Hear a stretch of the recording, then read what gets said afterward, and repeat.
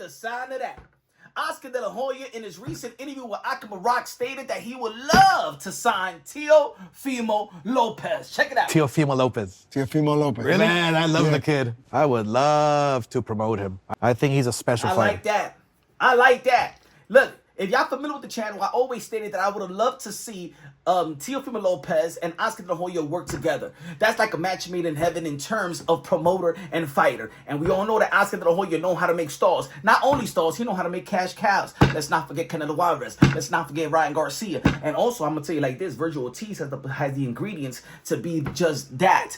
Man, I would like to see Bam Rodriguez of Golden Boy Promotion as well, because, you know, we all know that Golden Boy Promotions, Eric Gomez, Oscar De La Hoya, Bernal Hopkins, they know how to promote. They know how to promote especially that region. They know how to promote Latinos. But the only issue is, would it last? Would it be healthy? Because Teofimo Lopez, as great as he is in the ring, I believe that he's one of the most accomplished fighter of this young generation, right? I believe he got a Hall of Fame resume, but he doesn't get along with the powers that be. He don't get along with the promoters that promotes him. Let's not forget. Babi Ahrim. Let's not forget.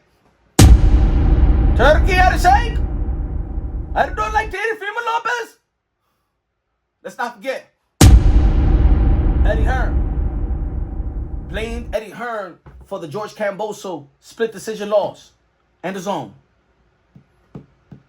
Don't forget. Triller, Ryan Kavanaugh. That's the only issue. That if Teofimo Lopez gets out of the Top Rank contract and Oscar De La Hoya signs him, will there be an issue? Will there be a problem? Will somebody will Teofimo Lopez throw somebody under the bus, right? But let's not forget, you know, there was little effed up things going on, especially with the Triller. But Triller bid $6.2 million on Teofimo Lopez when Top Rank did not want to bid higher than them, or did not want to pay Teofimo Lopez the money that he was looking for after the Vasily Lomachenko. But now when we talk about this money is not much of an issue, because let's not forget, with the Turkey out shake, he was going to get $8 million to face Devin Haney. So everything is not about money when it comes to Teofimo Lopez. How would it work now? How would Teofimo Lopez work with Oscar De La Hoya? Would he get irritated right away if a fight, a hiccup in the negotiations or something like that? We seen how Oscar De La Hoya and the relationship with Ryan Garcia. We seen the relationship with Oscar De La Hoya and Canelo Alvarez. So on both sides, is there a problem there? Again, I say that's a match made in heaven. I believe that after a lot of this, you know, if you look at a lot of people in the sport of boxing, you know, a lot of boxing personnels, you know, the ups and downs of comments probably, or controversial comments that Teofimo Lopez have made, Oscar De La Hoya always seems to have Teofimo Lopez under the wing, right? Even when he was in Triller, let's not forget that Oscar De La Hoya was going to perform. I think that Oscar De La Hoya was supposed to fight Fernando Vargas in a card with Teofimo Lopez in Triller. So they was all going to do business together, right? You know, even recently, Oscar De La Hoya, even in the interview, we all know that Teofimo Lopez, the one that showed up in May 2nd, Times Square, put aside Rolly Romero because he did beat Ryan Garcia. He knocked him down, but throughout the fight, that was boring after the knockdown. But Teofimo Lopez, the one that showed up at the press conferences. Teofimo Lopez, the only one that promoted the event. And Teofimo Lopez, the only one that actually really showed up in that event. Teofimo Lopez have all the ingredients to be the face of boxing. Teofimo Lopez have all the ingredients to be the cash cow of American boxing. Teofimo Lopez have all the ingredients. He could be the guy. And that's the reason why I wanted Teofimo Lopez to sign and beat the crap out of Devin the Dream Haney. Because Devin Haney is also one of the most accomplished fighters of his generation. And like I said 1,000 times, they have fogged up. They have tampered with the legacy of Teofimo Lopez in the expense of Devin Haney. You know what I'm saying? The lightweight, the youngest lightweight undisputed, the WBC franchise, and all that stuff. Him going to Top Rank, getting a pay-per-view fight before Teofimo Lopez.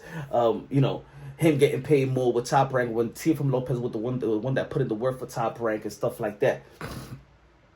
Him being the only champion that made second, and being the third fiddle. Will it last? Well, I hope it does. I hope. Because it's becoming very few people in the sport of boxing that has a likeness to Teofimo Lopez. We've seen how Bob Arum, we know how Top Rank feels about Teo. Eddie Hearn, enough interviews how he feels about Teo. Turkey Al Sheikh, recent interview, we know how he feels about Teo. Ryan Kavanaugh, he don't even want to speak about Teo. I did like Oscar De La Hoya's explanation of what he would do with Teofimo Lopez if he does sign with him. That he will fight the George Camboso. Even though I understand why, but where George Camboso is at right now, I don't think it'll do nothing for the boxing world. But it'll probably do. It will be better for the psyche of Teofimo Lopez and his dad. I think that Teofimo Lopez has a formula to promote. His father promoted very, very good, especially in the beginning of his career. You know what I'm saying? His father took a step back. I think his father needs to come back to the forefront of promoting Teofimo Lopez. And Teofimo Lopez keep promoting, but let his dad promote the boxing stuff and let Teofimo Lopez promote outside of boxing, if you understand what I'm trying to say. It's almost like what Floyd Mayweather was doing, right? No, he was promoting boxing as well, but Floyd Mayweather was doing things outside of the ring. You know, I like the way that Teofimo Lopez doing the salsa stuff, and that's gaining more traffic than him, you know, really promoting in the sport of boxing. Every time that he promotes, he might say things that people don't like, it's controversial and stuff like that. He says good things, and then he says things that a lot of people feel put a foot in his mouth, right? But when he's outside of the circle of boxing, a lot of people like Teofimo Lopez.